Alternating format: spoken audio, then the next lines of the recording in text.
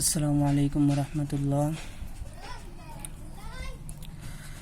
So today we are going to start a new chapter, that is chapter number 3, metals and non-metals.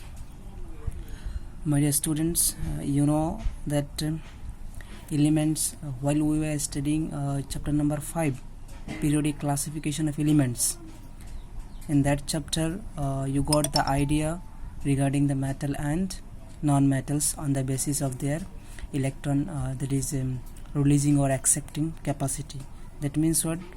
While we were classifying elements, we got metal, non-metal, metalloid, right? That means elements are classified as metals, non-metals and metalloids, right? That means basically metals and non-metals. Now we have got that elements are either metal or non-metal or metalloid. That means they can be classified in these groups. So now we will be discussing in detail how these metals are, what will be its properties, right? That means how it will behave, how it will form compound with other, how non-metal will react with the other substances, or due to which property we can consider any element as metal or non-metal. That means there must be some properties that is similar, or that is shown by the all metals, or that is shown by the all non-metals, so that on the basis of that property we can detect that yes, this element can be categorized as metals and that element can be isolated as non-metals, right? So regarding this in detail we will discuss, and what are its physical properties, what are its chemical properties. You know that two kinds of properties are there, right? For any substance it is physical properties and chemical property. And in class 9 also you have got this idea regarding metal and non-metal and physical and chemical properties, right? So just to remind you what is physical properties and what is chemical property, in a single sentence I want you to mean that physical property means what? Physically how it appears, appearance, physical appearance, right? That means what? Its chemical nature or its composition or its constituent will remain intact, it will not be affected in physical properties. And in chemical properties what happens? That property by which that substance is made up of chemically, that means what is its chemical nature, what are the components using which it is formed, and what are the changes it will occur, that particular constituent or composition of any substance determine its what? Chemical nature. And physically it means what? How it appears, physically appears. Sometimes what happens, physical appearance might be same type, similar type, but its chemical nature would be different. And you know basically that the main properties to detect any substance depends upon its chemical nature. Besides this, physical properties are having a significant role, right? So at first when we observe any substance, directly we cannot go through its chemical nature, we have to study it, what is its chemical composition, then only we can let to know that yes, this is the chemical nature. But at first, the first step of detecting any substance is the physical nature, because physically how we see, how we are observing, that will be detected at first. Later on we will go through its chemical nature. In the same manner you have got different elements are there, and they have been classified as metals and non-metals. Now what are metals and what are non-metals? Normally in chapter number 5 you have got that the element which can release electron, or that means which can give electron to others, it can be considered as metals, and which will accept electron, that is non-metal. This is what one kind of definition of metals. Now let us start the two kinds of properties, physical and chemical. At first we are going to start the physical properties of metals. So physically how it appears, and you know that various different types of metals are there, and numerous number of metals are there, right? So example, iron, copper, aluminium, zinc, lead, sodium, potassium, lots of examples are there regarding metal. And regarding non-metal, you know, oxygen, nitrogen, sulfur, carbon, these are non-metal, right? So in case of metal, at first we are going to start the properties of metals. That means physical properties of metal, how physically metal appears. So the first property is metals are lustrous. Okay, this lustrous means what? Shiny surface. Metals have a shiny surface. The upper layer of metals are found as bright color. That means this bright color, the upper surface, this bright color indicates that this is actually termed as metallic luster. Metallic luster means what? Just at the surface of a metal there is a bright layer type. Okay, we can't say layer, but this bright shiny surface of a metal is known as metallic luster. And metals are lustrous means what? Metals contain this bright shiny surface. So if any substance containing a bright surface, upper surface, that means what?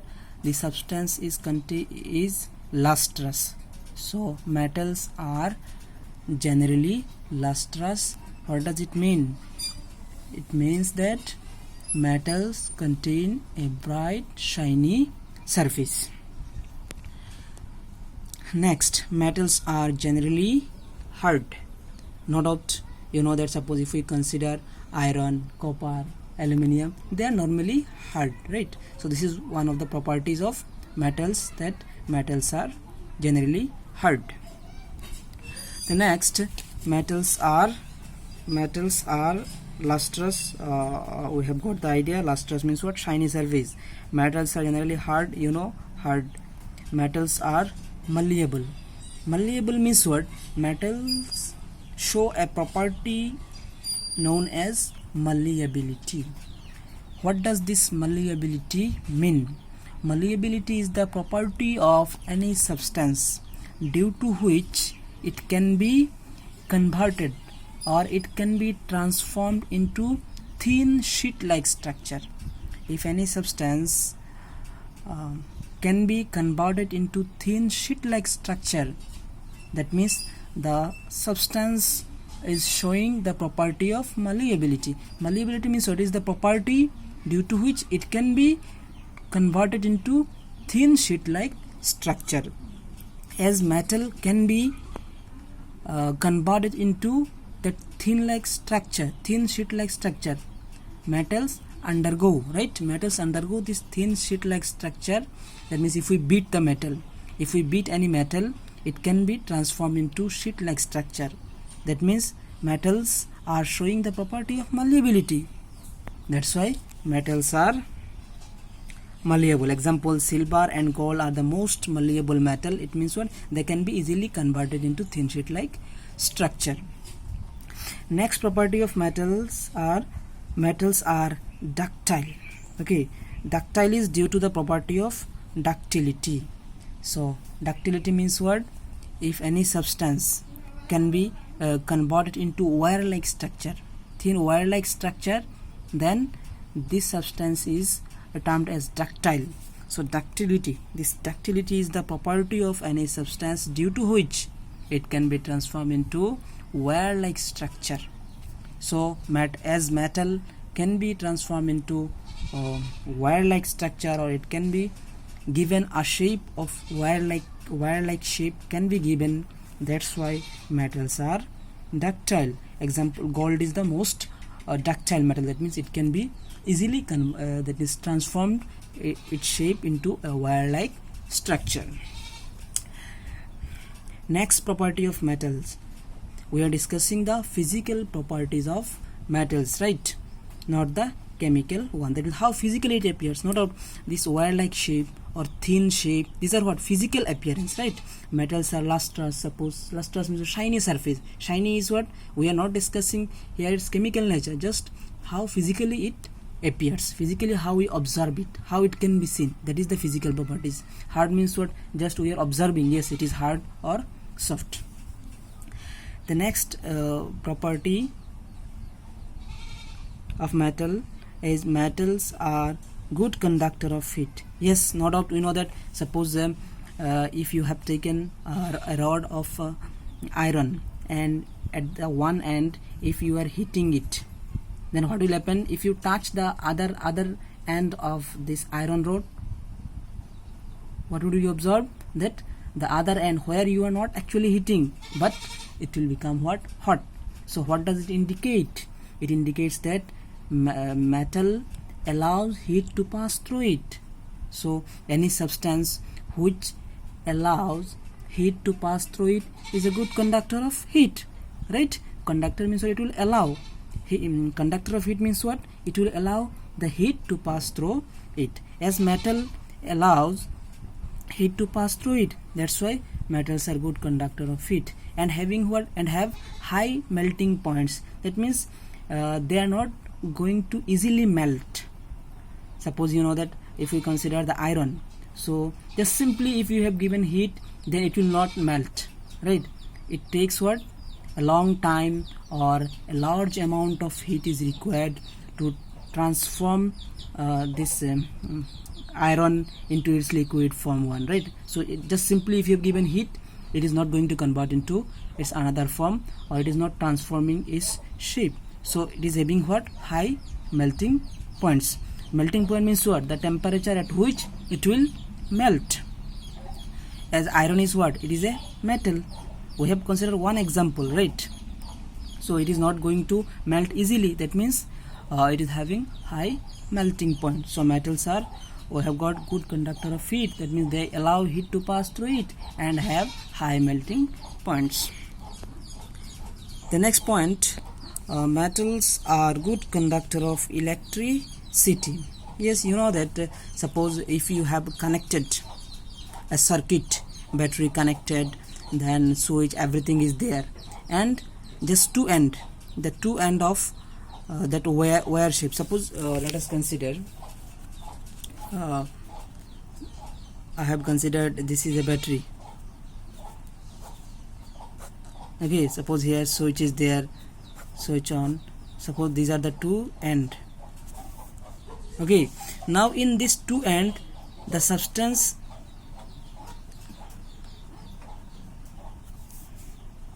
okay, suppose I have considered this is the battery, here switch is there, these are the two ends. Here the circuit, what? Circuit is not closed, it is open. Now we know that when circuit will be closed, at that time current will flow, right? Or suppose if I consider here one bulb, if I consider here one bulb, then bulb will glow. Now in between these two end, that is, this is the end, this is another end. In between these two end, if we connect one metallic substance, suppose you know that copper or iron rod, suppose we have connected, then what will happen? Bulb will glow. Will it glow or not? Yes, obviously. So what it will indicate? As when there is a gap, at the time bulb was not glowing, but after connecting it through a copper wire, and we know that copper is a metal, so what will you observe? That bulb is glowing. So what does it indicate? That yes, metal allows electricity to pass through it. That's why metals are good conductor of electricity. I think you have understood. When there is open circuit, at that time the bulb is not glowing, but when we connect it through a copper wire, bulb glows. This copper wire, copper is what? It is a metal. So as it is allowing electricity to pass through it, and you know that if electricity doesn't flow through the copper, then the circuit will remain what? Open, and when there is an open circuit, bulb won't glow. So if bulb glows, it is indicating us, or it is showing us the evidence that yes, the substance what you have used, the substance which is used in between these two end is a substance which has the capacity to allow electricity to pass through it. That is, it is a conductor of electricity. The next property of metals are sonorous. Okay, this sonorous property is what? Producing sound. If we beat a metal, suppose if you beat tin, or suppose tin, when we beat a tin, what will happen? It used to produce sound, right? So if we beat metal, then it produces sound. So this property of metal producing sound is known as what? Sonorous. So metals are sonorous. So these are the physical properties of metals. I think you have understood.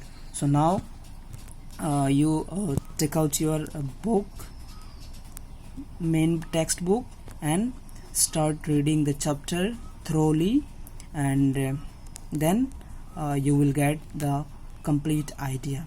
And from the next video onwards, we will be discussing regarding the properties of non-metals, and after the gradually we will complete the chapter. Okay, thank you.